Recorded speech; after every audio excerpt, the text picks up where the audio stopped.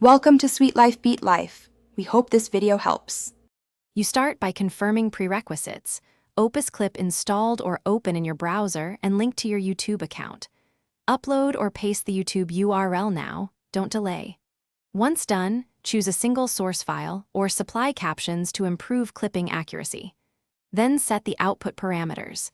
Pick the aspect ratio, target length, and language so Opus can prioritize segments correctly. Make sure to allow the app to process the video fully before moving on to editing.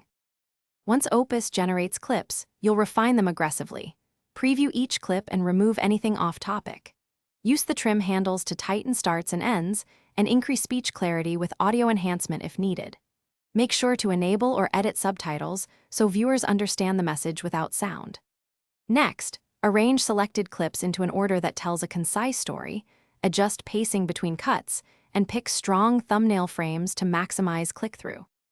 You finish by exporting in the exact resolution and format YouTube needs, and decide whether to embed subtitles or supply an SRT file. Then upload directly. Craft a punchy title, concise description, and select tags or chapters.